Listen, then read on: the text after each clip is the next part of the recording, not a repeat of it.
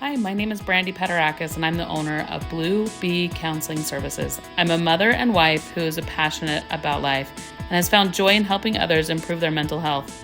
The goal of this podcast is not only to provide enriching entertainment, but to help others in their pathway to have a more fulfilling life. This in no way is a replacement for therapy. Follow us on this journey of mental health awareness. Blue Bee Counseling Services now presents this podcast, Therapist Table Talk. Hi, welcome to Therapist Table Talk. My name is Brandie Paterakis. I'm the owner of Blue Bee Counseling Services, and today I have Sydney with me. You guys are all excited. We love Sydney. And Sydney, tell us a little bit about your journey right now on your pathway towards graduating. And she's an intern with us at Blue Bee Counseling Services, which is super exciting. So I am in my second year of my Master's of Social Work degree right now. I'm doing it online through Grand Canyon University.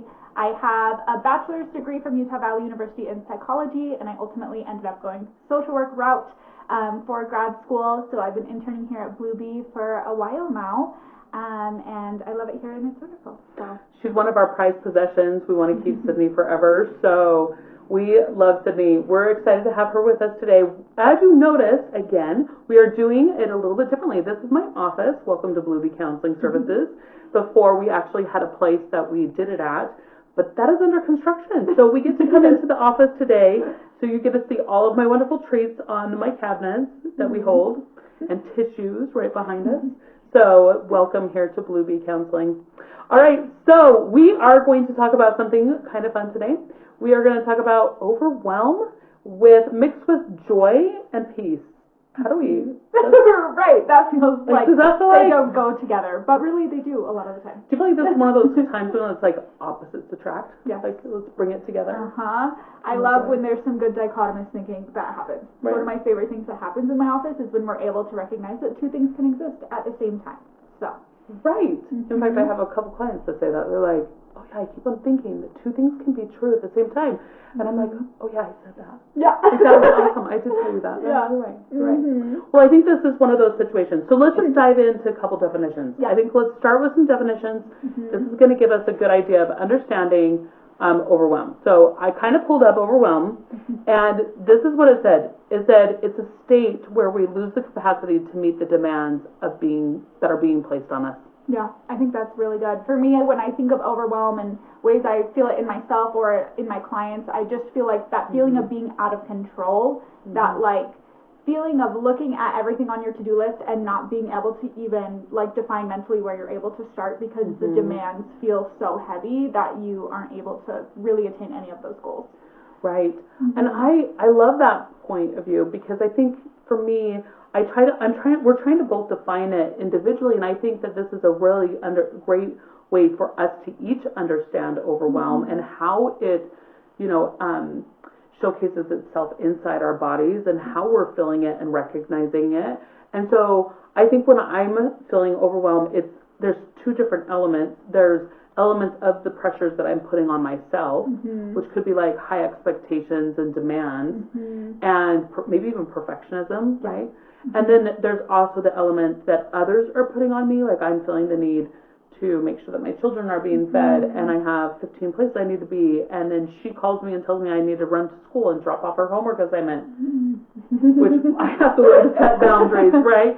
And so there's all these components of overwhelm, and then there's things that like are on our like to-do list overwhelm, like things that we can like decide to do and we feel important that we need to do them, and then there's also those things that we don't have a choice that we have to do. Yeah, absolutely. I think something I see a lot with my clients, which is totally something I've struggled with myself, is that I think a lot of the times we place a lot of our worth as individuals in what we can produce for other people, right? Which a lot of times is where a lot of that overwhelm comes from, that perfectionist mindset that I have to be the one that's able to accomplish all of these things, otherwise I have no value. So I think a lot of times overwhelm and things like that also tie really strongly into self-esteem is something that I notice, because a lot of people believe that if they're not producing something that other people can see and they're not receiving recognition for it, then they have no value in their home and to themselves.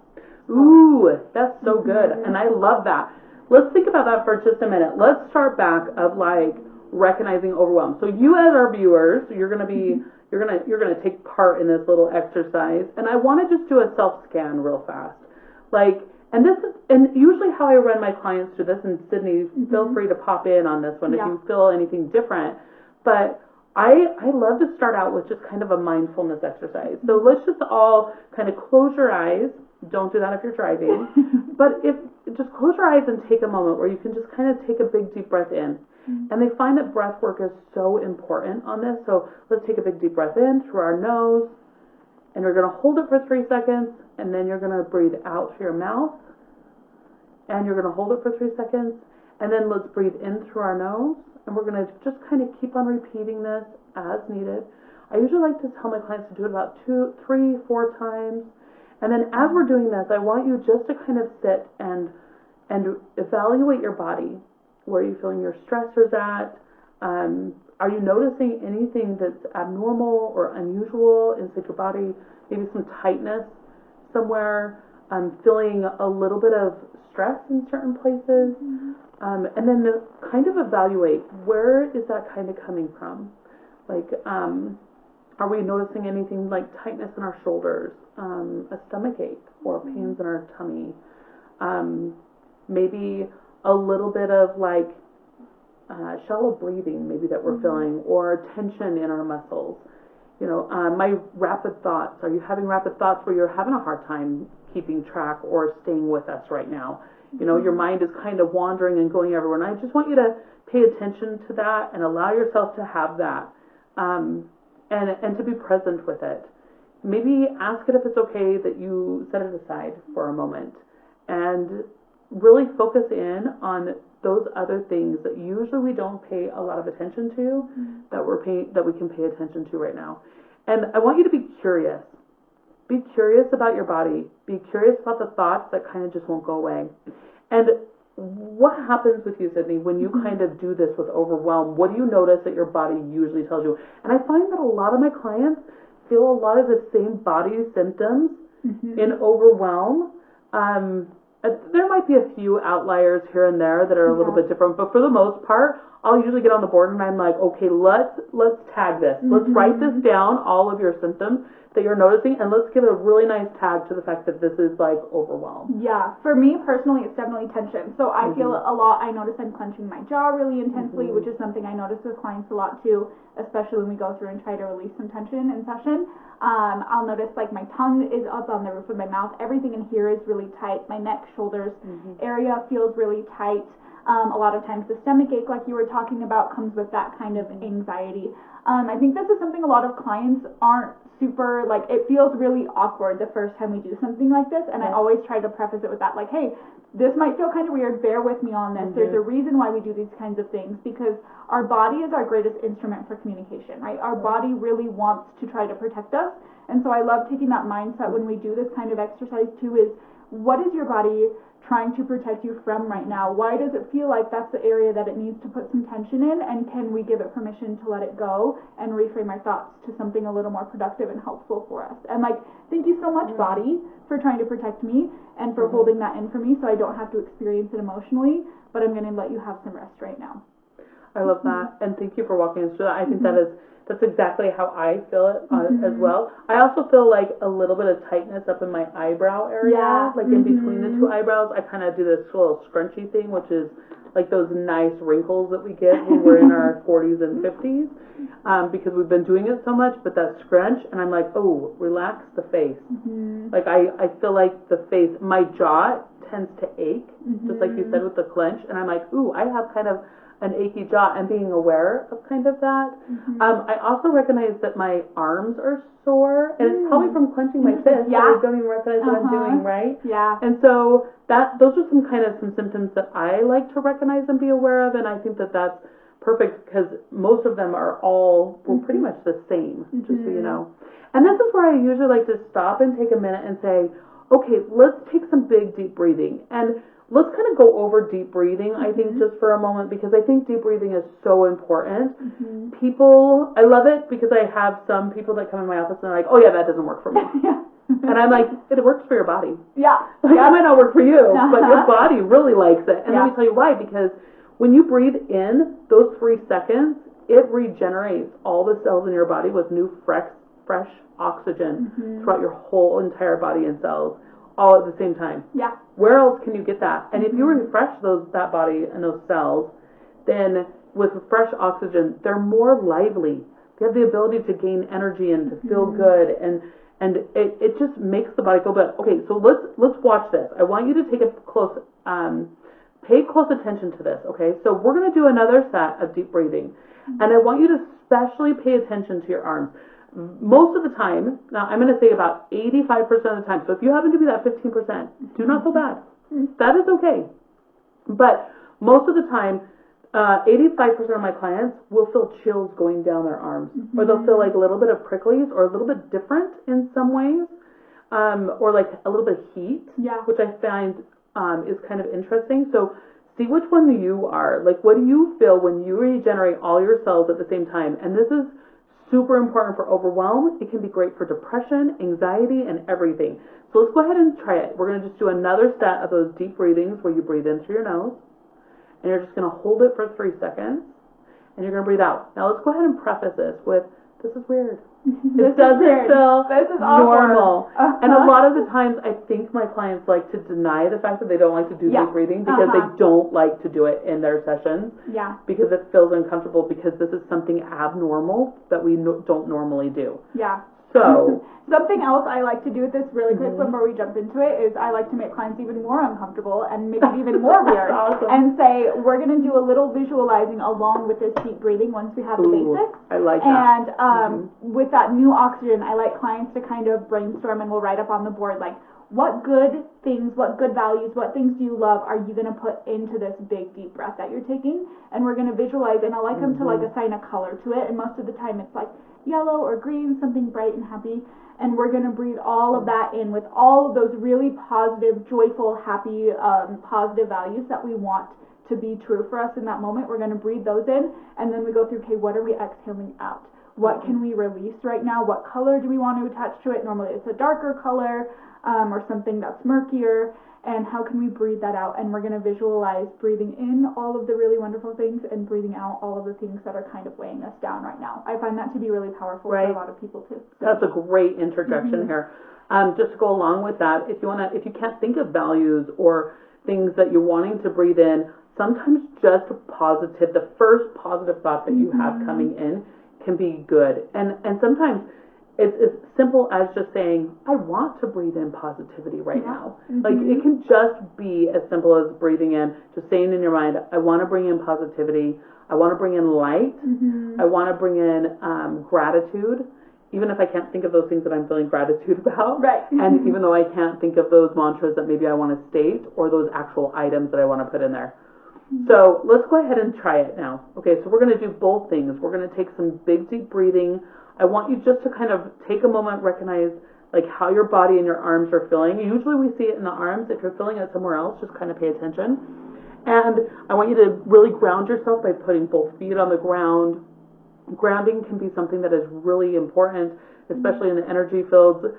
They feel a lot of energy coming through the ground and up through positive energy and through the body. And I want you just kind of to sit up straight.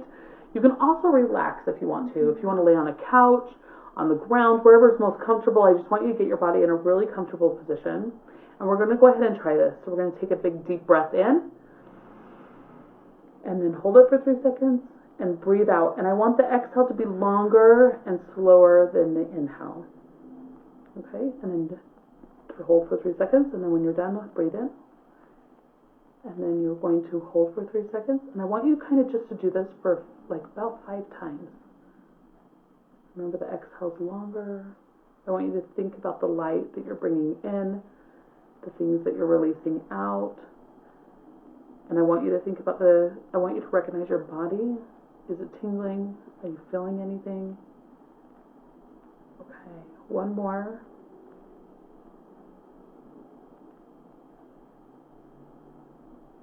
Okay. And I think let's just take a second and be curious about yourself. Was it hard to kind of hold for those 3 seconds? Was it kind of hard to release out longer, exhale longer than breathing in? Did you find yourself noticing and recognizing that your body was tingling? Maybe Brandie was right. My body does feel a little bit different when I do this. Or were you like, I'm not feeling nothing, right? And I'm not 15%. It just doesn't feel anything at all. And that's okay. Your body just feels differently, and that's okay. You might be feeling it another way, which you're unaware of or not recognizing. And what things did you bring in that was positive and of good? What were the things that maybe you thought about as you were exhaling? Was there any curiosities there that kind of like collaborated in this exercise? Anything you noticed? I definitely felt tingling, especially I think the grounding part is so powerful for me. I also just love anytime I do any deep breathing exercises, like the intentionality I think are so important, especially when we're dealing with things like overwhelm and trying to bring some peace into day to day. Finding those intentional moments that are purely just for yourself. I think a lot of times we assume that like things like self-care that are supposed to make us feel better, we think of like bubble baths and a spa day and a massage and all of those things, which are wonderful and absolutely are self-care. But we can also redefine it in the way of like, I'm going to give myself 5 minutes to sit here, ground, connect my feet to the earth, and take some deep breaths. And it's really a wonderful, powerful thing when we put the intention into it. So. Right. It gives me a little bit more energy after I kind of do a deep breathing. And how do I notice when I need to deep breathe? I'm catching myself doing sighs. I'm like, yeah. And it's funny because my 16-year-old daughter always looks at me and goes, Mom, you just sighed. Or she'll do it with me, like all sigh, and I'll go, and I don't even recognize that I do it.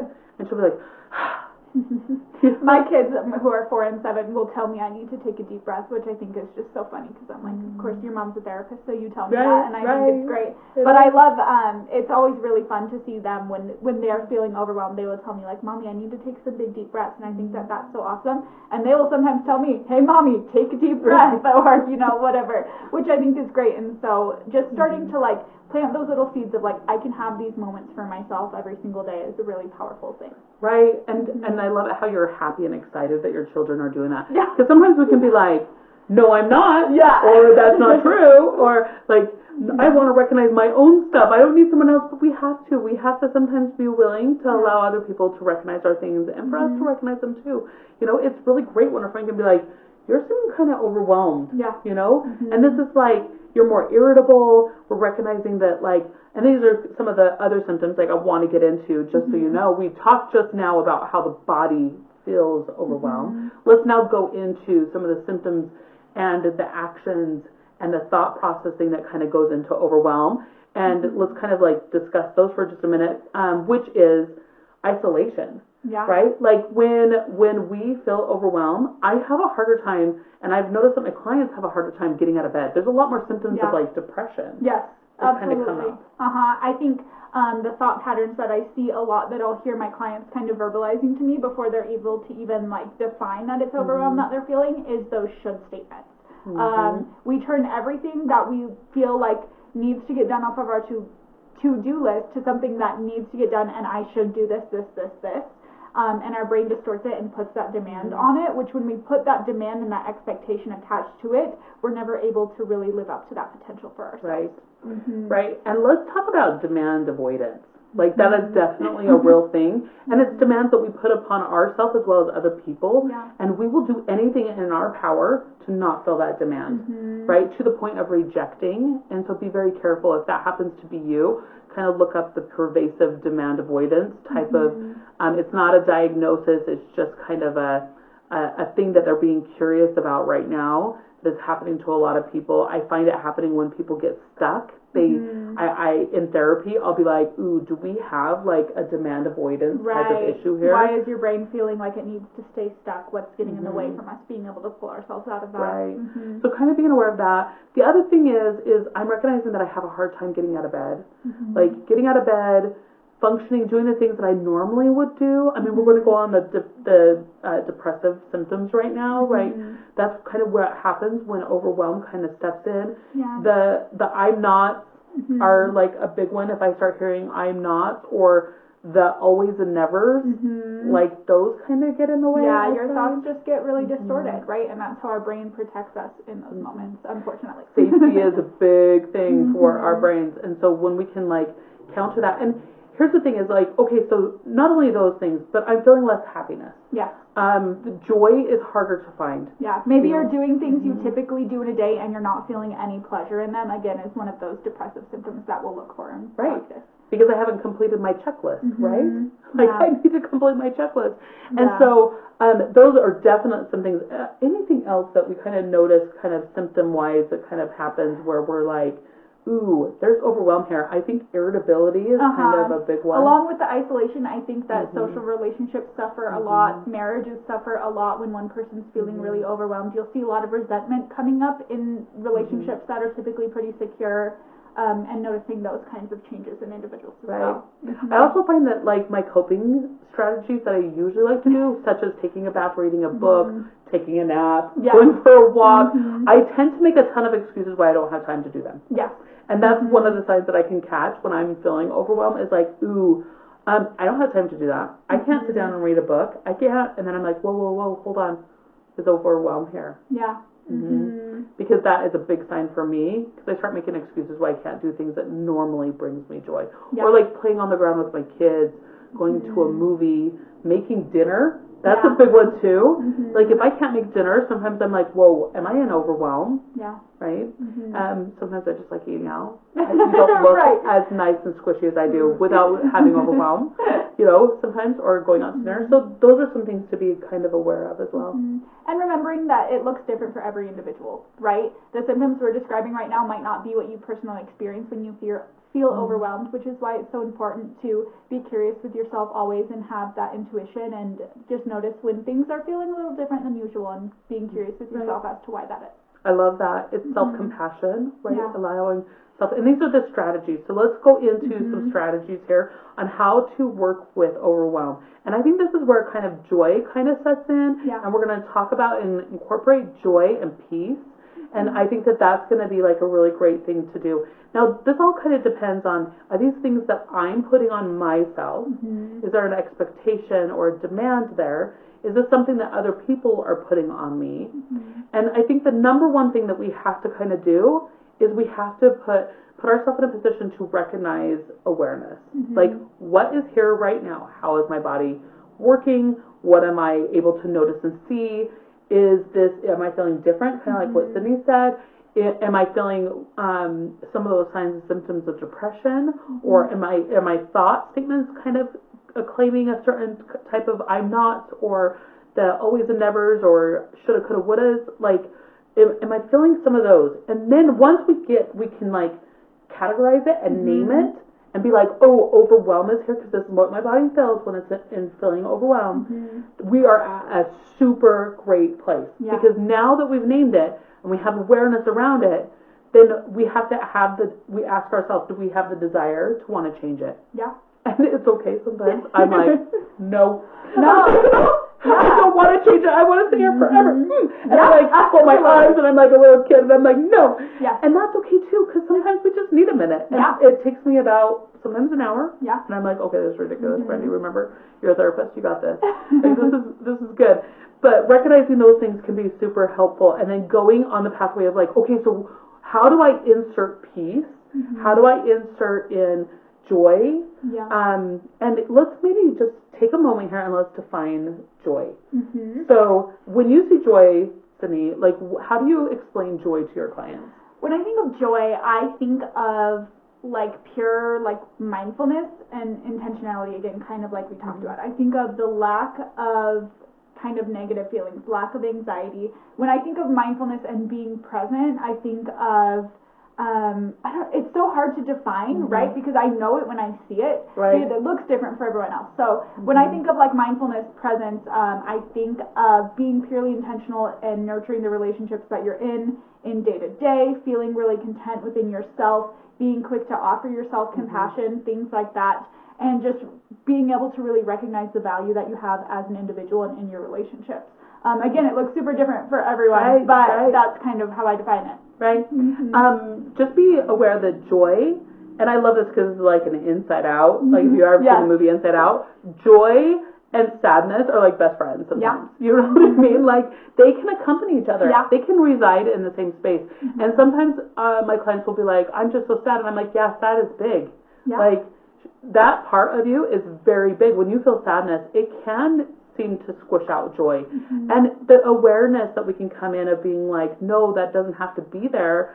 And that quickest way that I can find to bring and insert joy back in is to state off gratitudes. Like when I can state gratitudes, that is what really helps me recognize, wow, joy can be here at the same time as sadness, and that is all right and okay. Yeah. And don't forget that joy is not the same as happiness. For those of you that are unaware, happiness and joy are very different. Happiness is like, it's time because Christmas is here. Like, or happiness is it's my birthday today.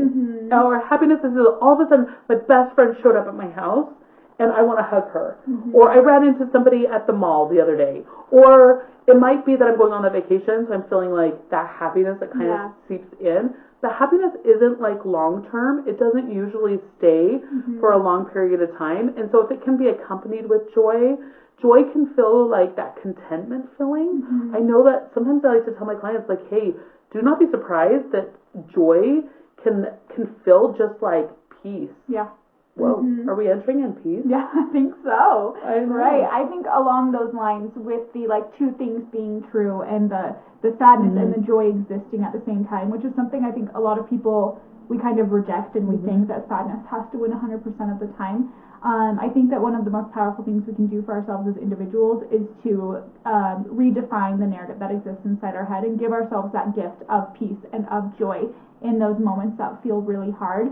We a lot of times forget we do have the power to go in and allow ourselves to feel something other than what we think we need to feel in that moment, and being able to offer yourself gratitude and compassion and understanding in those moments of sadness can really help to bring that peace and that joy and work on like rewriting those stories that exist inside our heads about situations.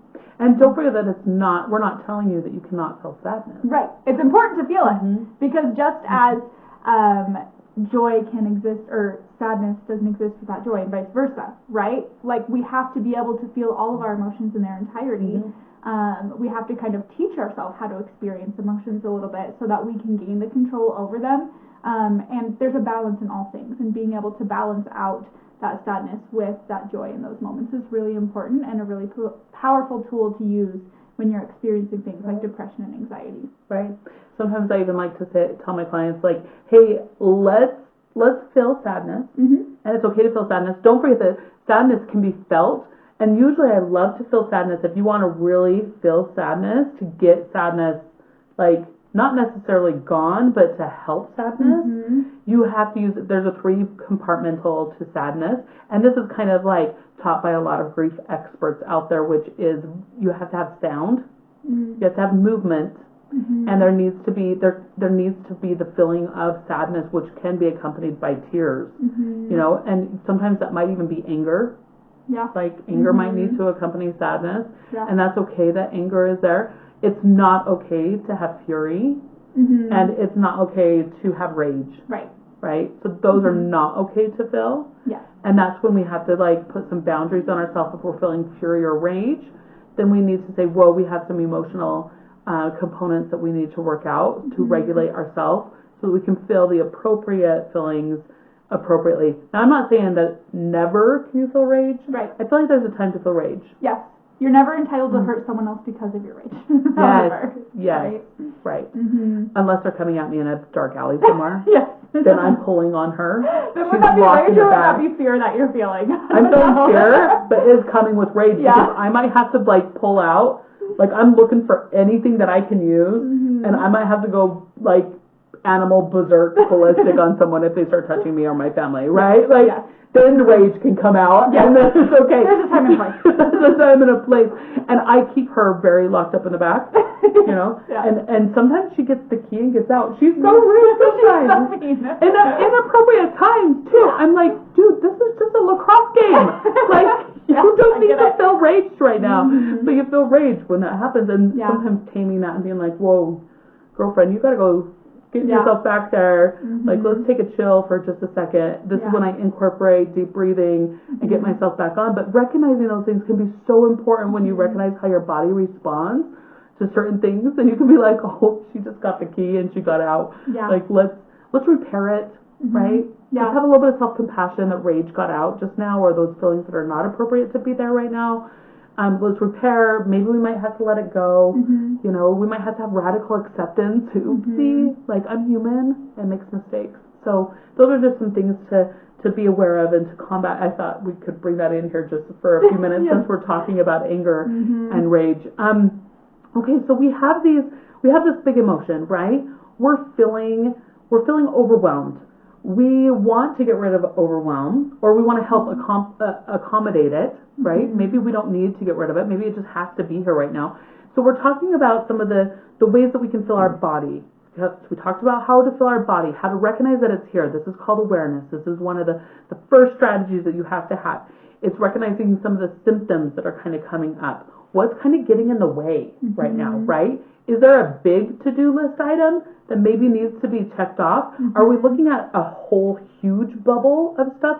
And maybe we just need to refocus back in on some of the smaller ones, right? And this is when I usually like to tell my clients, like, okay, we have to do 2 different lists.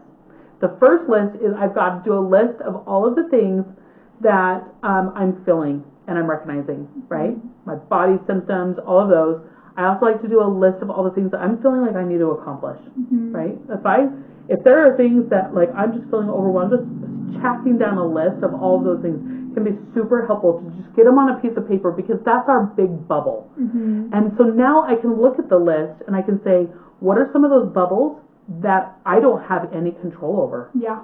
I can't do anything about them. And then I like to say, ooh, that's interesting that I have those on my list when I have no control over them, right? And so then I make a thing. I don't like to cross them off because I feel like it's invalidating for my clients. But I definitely like to put a question mark next to them. Like, let's just leave them on the list, but let's put a question mark by them, because then that gives us the momentum to look at it and say, ooh, but remember, Brandie, that one isn't one that we can control right now. Is there anything I can do about it? Let's keep it on the list, because maybe there might be a point when I learn something or I'm aware of something that I can do something about it. So then I'll do something. But other than that, it might just have to be that I need it on the list because it's making me feel something. So it feels like it needs to be there, but I don't necessarily have to do anything about it. Sometimes I even like to pull those into a box down below and put, I have no control over this, but I'm still worried about it. I've done this with exercises where we make one list, so that's what are things in our control and out of our control. And a lot of times we find out the things that are in our control are really kind of easily attainable. Like we can really go and accomplish those. But the ones that are out of our control are filling our mental capacity to like accomplish the things that we actually can't do. 100%. And so then once we start on that task list, we can start combating some of the task lists to kind of bring it down and make us feel better. Because I don't know about you, Sydney, but one thing that I notice when I'm feeling overwhelmed is I don't want to do anything. Yeah. You like, get the like decision paralysis almost. You're like, I can't like think about a single thing, which is where when I notice clients getting like this, I like to, you know, in social work, school and stuff, we talk a lot about goals versus objectives. Like goals are those kind of more long term. How do we set really attainable objectives that help us meet our goal? And I will go there a lot with clients. We have this one thing that you need to get done. It's something you can do, but this feels like it's a little too broad. It feels like we maybe aren't taking the really reasonable steps that we need to get there. And so a lot of times breaking it down like that and defining what that actually looks like as an actionable item is really helpful. I love that. That is so valuable. And here's the thing, is like, these are strategies and tips that we're giving you to work. Some of them might not work for you, and that's okay. Let's move to the next one. Or let's be curious about the one that doesn't work for you and maybe put a little question mark of why around that, you know? So, because if I can recognize that I'm really being defensive about that one thing, do I have a little bit of a demand avoidance thing happening here? Like maybe, and then I can be like, well, I do want to feel better. So instead, sometimes I like to tell my clients, okay, let's pack our bags and let's go on this journey and this ride, but let's not pack our bags to stay in overwhelm, right? Or sadness, right? Let's just visit. We're just going to go, we're visiting. We're not planning on staying here. This is not a long vacation. This is just like a little overnighter. And we're just going to reside here for just a moment. And I feel like that gives us a little bit of radical acceptance to be there. And I think radical acceptance is huge when we can say, okay, remember Brandie said to pack my bags. I'm not packing my bags to stay. I'm just going to visit. And this is like a little day trip. And so I'm going to allow myself to be here, and I'm going to be curious why I'm here. I usually Yeah. like tell my clients, like, you don't get to go and visit there in sadness or in, feeling overwhelmed without being curious. Yeah. Like, as soon as we don't do that, we have a really big risk of falling into some depressive patterns that could really take us for a ride somewhere. So I really like to say, let's not pack our bags to stay. Let's just kind of be curious about it with a little bit of like self-awareness and love. Yeah, giving yourself permission to go there is really important. I think it helps it feel not so all-consuming and overwhelming. I also like to be really curious with clients over the way that we talk about the experience that we're having. I like to help encourage clients to shift from making those really solid statements of I am overwhelmed or I am depressed or I am sad to I'm experiencing feelings of overwhelm right now. This situation feels sad. And again, allowing it to not become our identity and assume who we are, because if we allow it to become our identity, it's going to be a lot harder to pull ourselves out of it. Right. And so being really curious over the way we're speaking about it and the way that we're internalizing that situation is really important. And I like the and. I'm feeling overwhelmed right now. And. Yeah. Allowing two things to be true at the same time. I tell clients we're taking the word but out of our vocabulary. Yeah. We're not using the word but anymore, because a lot of times we'll say, well, this was really cool and I did this, but I also haven't done all of these other things, right? We don't get to invalidate ourselves in those things. We're going to celebrate them. We're removing the word but from our vocabulary and inserting and anywhere we would have used that word, because we can give ourselves permission to experience multiple things at the same time. Right.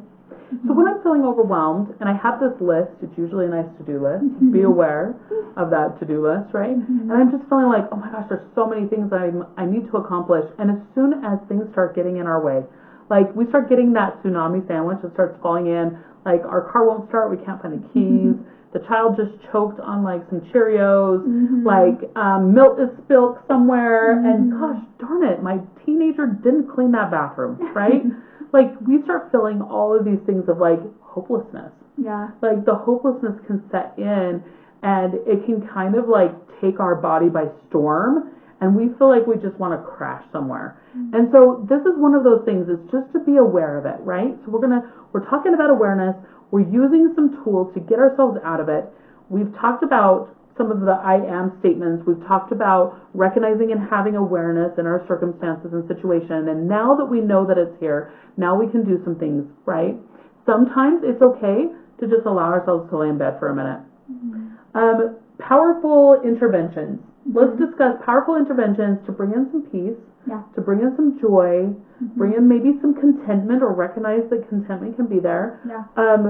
First one that I recognize is laughter. Laughter is a big one. Yeah. It can be frowned on, especially if in the midst of a death, right? Or overwhelm, as far as like my husband's in jail and my child just wrecked his car, and like that can feel like really uncomfortable for some people when you're talking about the situation and you start laughing about it, right?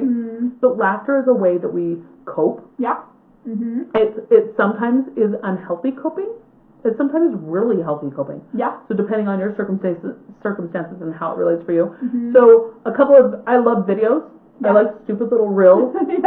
That's my thing. You probably heard me say this before. Cat videos with cucumbers is hilarious. Like, it does it for me. Like, I don't know, or like weird, like, I had a client that came in and she's like, I love those little like animals eating foods. Like the little gerbil that's just sitting there, it's like a close in up on the gerbil eating a strawberry, and it's like, oh my gosh, I just found a new thing that I love.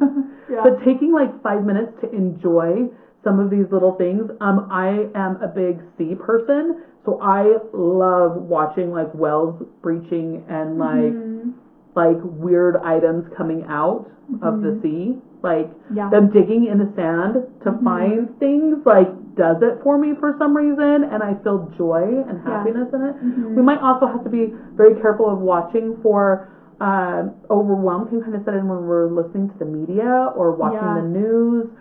We might have to kind of pull back away from those things, or scrolling on Facebook or TikTok or Instagram could bring out overwhelm, because we're seeing all those things that we don't have or that we really desire and feel like we need in order to make our lives happy, which is so not true. But we get stuck in those thought patterns, right? So maybe like eliminating social media, putting some boundaries on the news or those type of things? What other things do you?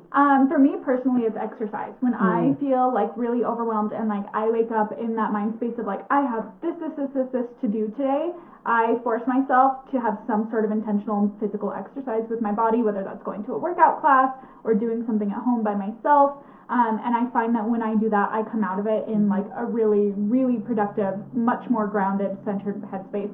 I also find myself when I force myself to do it, right, that my brain is telling me every reason why I can't take that hour for myself, and I have to really, really be mentally in tune and remind myself of, I know that when I accomplish this, I'm going to feel so much more centered, grounded, and able to tackle those things, but my brain's going to try to talk myself out of it really intensely, and if I allow that to win, then I'm still not going to get everything that I want to get done.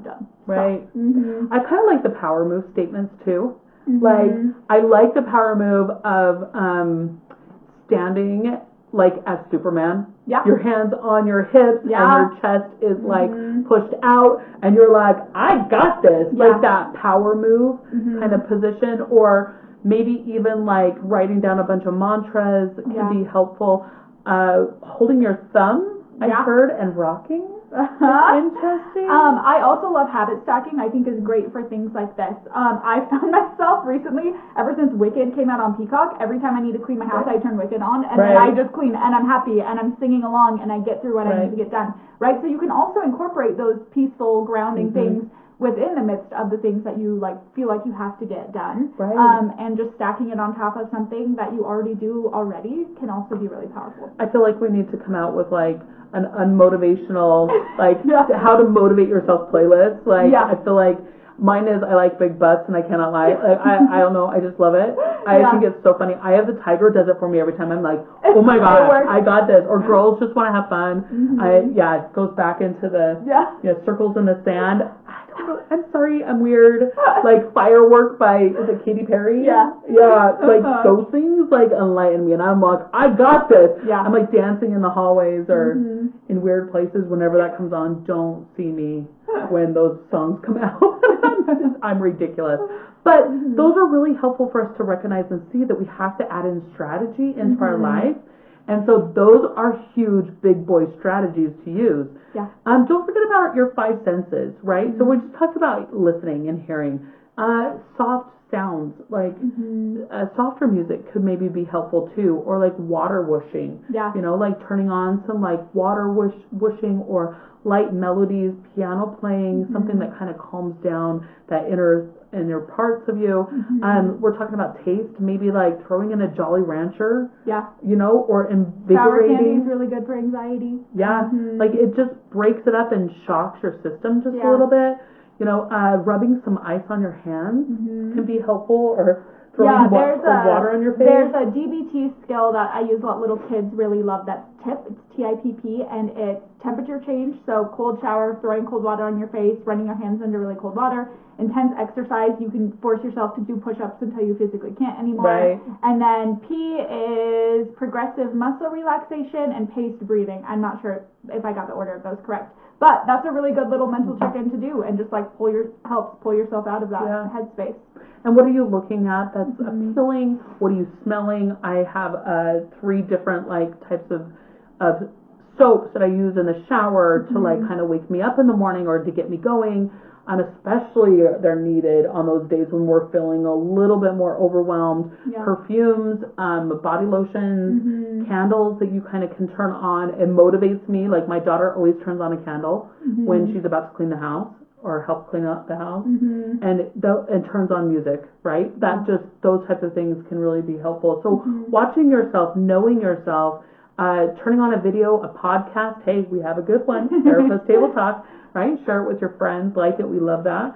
But those are some things that can be really helpful. And then let's also not forget that if these things are getting out of hand and we're feeling to the point of maybe not really functioning in daily life, we're not hitting those monumental markers, or not monumental, but like really important markers in our day that we kind of have to hit in order to function, then maybe it's time for us to reach out to other people. You could reach out to friends, clergy.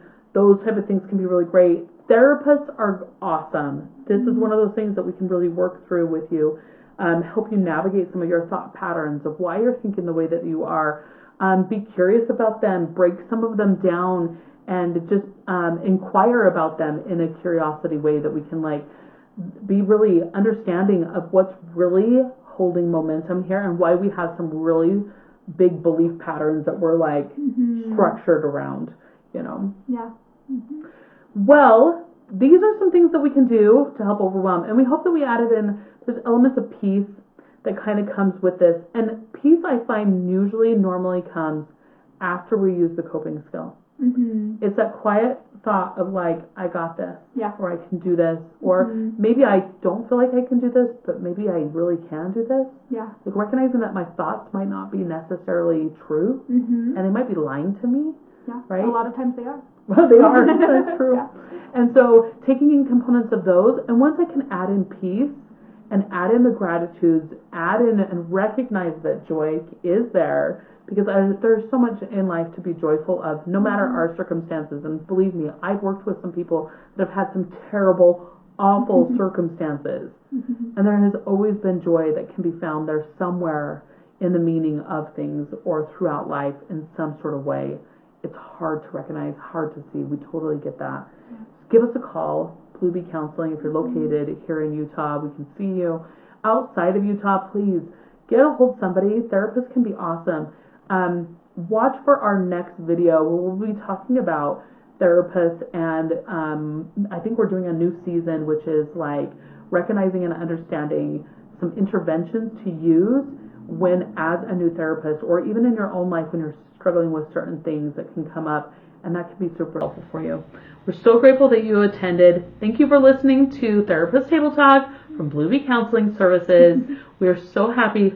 Get out there and do some coping skills. What do you think? Some deep breathing, recognizing your size, recognizing your body. Be nice to yourself. Be nice to yourself. Yeah, have some self-compassion. Read some good books.